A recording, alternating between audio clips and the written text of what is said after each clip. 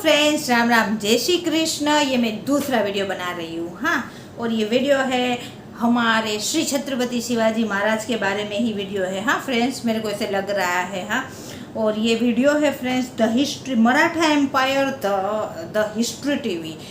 जैसे मैंने आगे 2-4 वीडियो अपलोड किया है फ्रेंड्स, उसमें बोला है द हिस्ट्री टीवी का जो वीडियो है मेरे को बहुत पसंद है। तो आज हम अगेन उस पे ही वीडियो पे ही रिएक्शन देंगे फ्रेंड।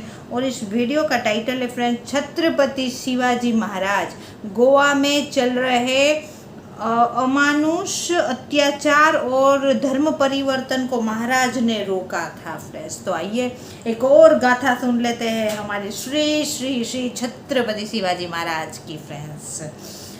उसके बाद हम बात करेंगे महाराज के बारे में फ्रेंड्स। तो आइए सुन लेते हैं।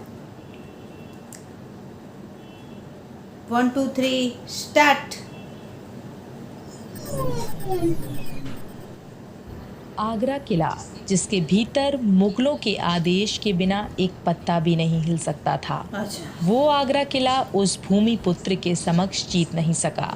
छत्रपति शिवाजी महाराज के आगरा मुक्ति के बाद कई दिनों तक मुगलों के सीने को ये बात चुभती रही कि आखिर कैसे वो मराठा मुगलिया सलाखें तोड़ भाग निकला। पर मुगलों के अलावा सैकड़ों कोस दूर उधर गोवा में अलग कहानी का उदय हो रहा था। पूरे विश्व में हमारी नौसेना सबसे बड़ी, इस झूठे विश्वास के साथ गोवा में पुर्तगीज राज कर रहे थे। जबरन धर्म परिवर्तन हो रहा था, मंदिरों को तोड़ा जा रहा था। जिन्हें हिंदुत्व प्यारा था, ऐसे धनवान लोग अपना घर छोड़ गोवा के बाहर निकल चुके थे।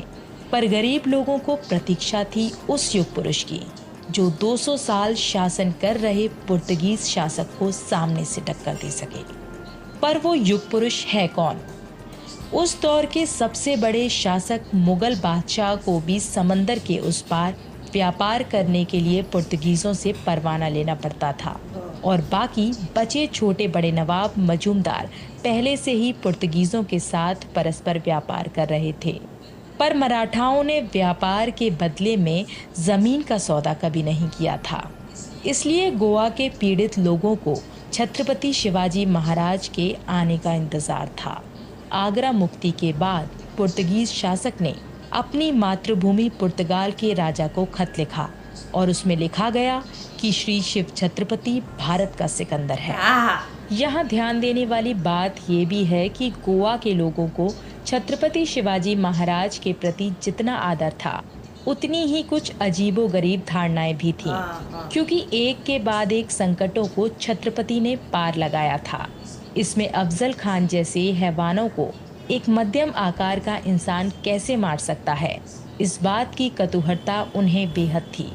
धीरे धीरे गोवा के लोगों के साथ वहाँ के शासक को भी लगने लगा कि छत्रपति शिवाजी महाराज के पास गुप्त विद्याएं हैं।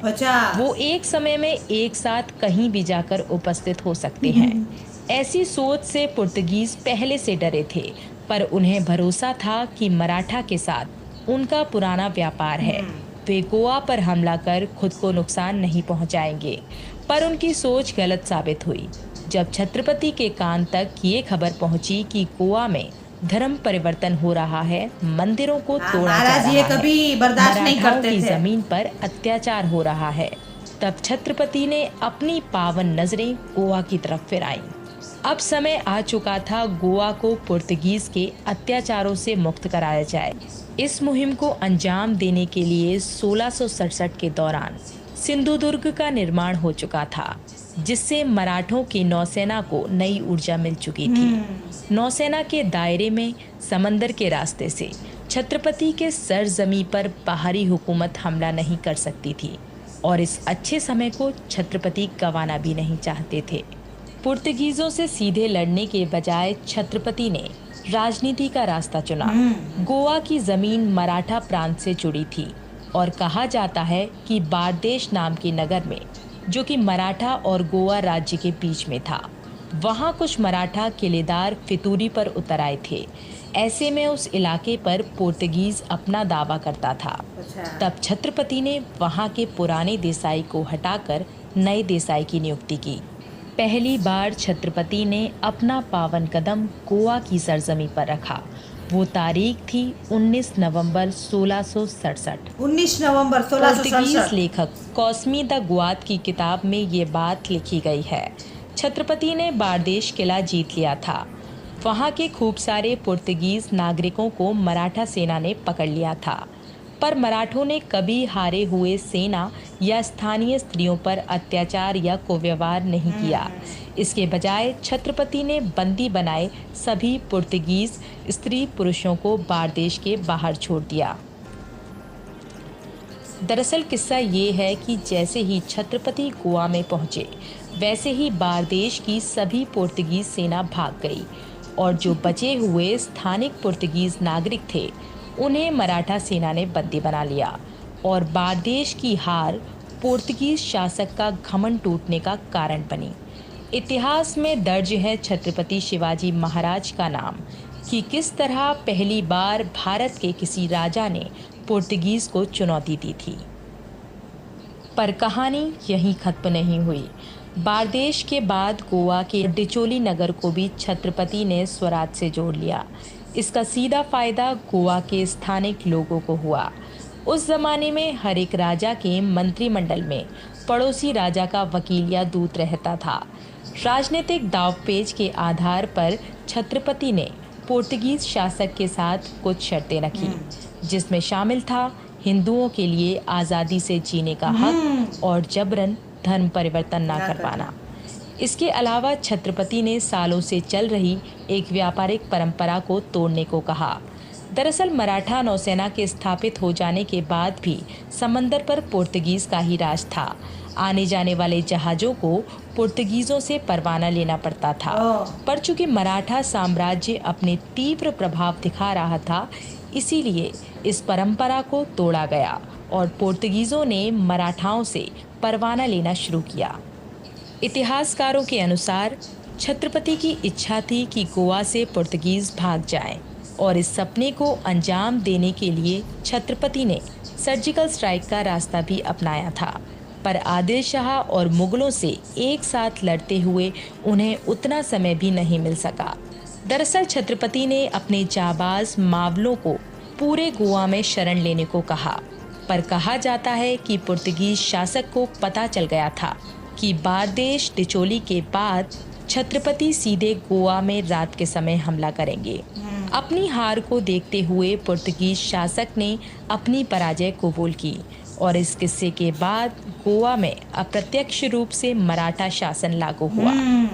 और इस तरह छत्रपति शिवाजी महाराज ने न सिर्फ गोवा के हिंदू लोगों को नई जिंदगी दी, बल्कि समंदर में भी भगवा फहराया। वाह भाई वाह, बहुत अच्छा वीडियो था। सिर्फ धरती पे भगवा नहीं फैला है फ्रेंड्स, छत्रपति शिवाजी महाराज ने समुंदर पे भी कब्जा कर लिया मराठा साम्राज्य का और समुंदर पे भी भगवा फैला दिया फ्रेंड्स। वाह, लास्ट में क्या बोला गया फ्रेंड्स। और इसमें देख के पता चला फ्रेंड्स कि हमारे श्री छत्रपति शिवाजी महाराज की इच्छा थी कि वो गोवा को भी ये पुर्तगीज जो है उससे आज़ाद कर दे, वो भाग जाए। लेकिन बस यही है कि मुग़ल और ये औरंगजेब वगैरह जो थे वो उनसे लड़ते लड़ते महाराज को इतना टाइम नहीं मिल पा रहा था कि वो गोवा पे सीधा ध्यान दे। लेकिन फिर भी महाराज ने फ्रेंड्स उधर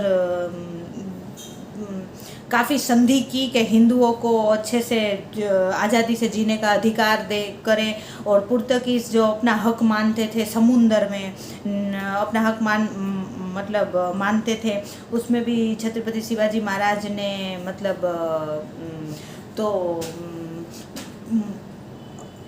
बोलने का मतलब ये कि डायरेक्ट नहीं तो इनडायरेक्ट मराठा का राज हो गया गोवा में फ्रेंड्स।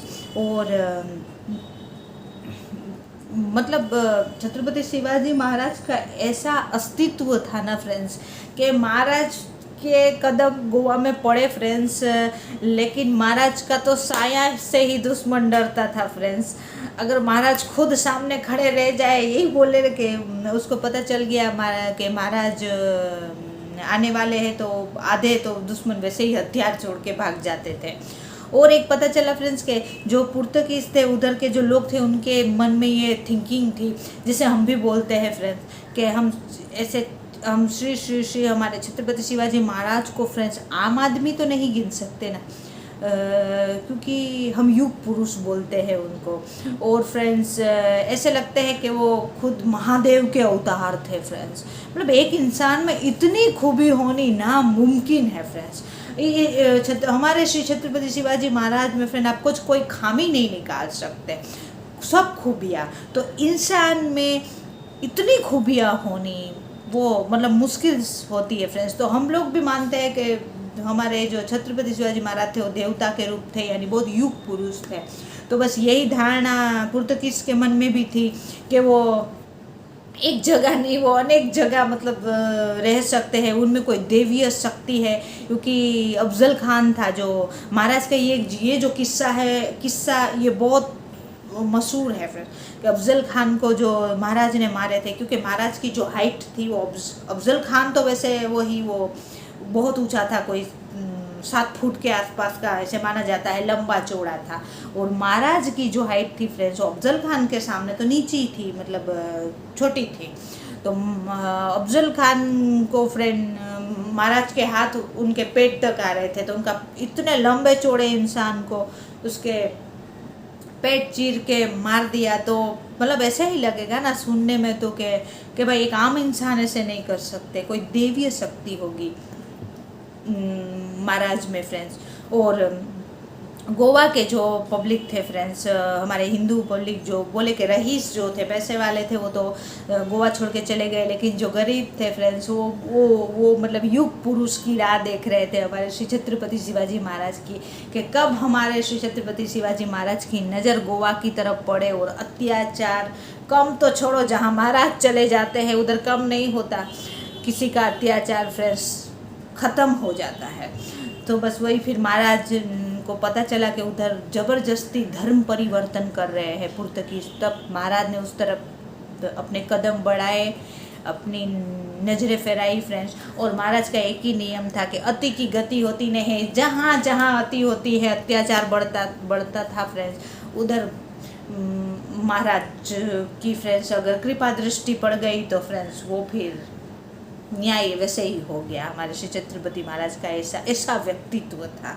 तो ये वीडियो देख के फ्रेंड्स मतलब इसमें बोल रहे थे ना, मेरे को बहुत प्राउड हो रहा था फ्रेंड्स। किस किस को प्राउड हुआ फ्रेंड्स, सब मेरे को कमेंट्स करना। हाँ, और आपको मेरा रिएक्शन अच्छा लगा हो फ्रेंड्स, क्योंकि मैं तो इसमें डिटेलिंग तो चलो डिटेलिंग में दिमाग में रखती हूँ, लेकिन मेरे को इतना प्राउड होता है ना फ्रेंड्स, तो मैं इतनी खो जाती हूँ वीडियो में। आपको मेरा रिएक्शन अच्छा लगा हो तो फ्रेंड्स, अगर चैनल में नए हो तो फ्रेंड्स सब्सक्राइब जरूर करना, वीडियो को लाइक और कमेंट जरूर करना, हमारे श्री छत्रपति शिवाजी महाराज के नाम से कमेंट्स करना फ्रेंड्स। और अब मिलते हैं फ्रेंड्स हमारे ऐसे ही दिग्गज की वीडियो में। बाय बाय, जय हिंद, वंदे मातरम, बाय बाय।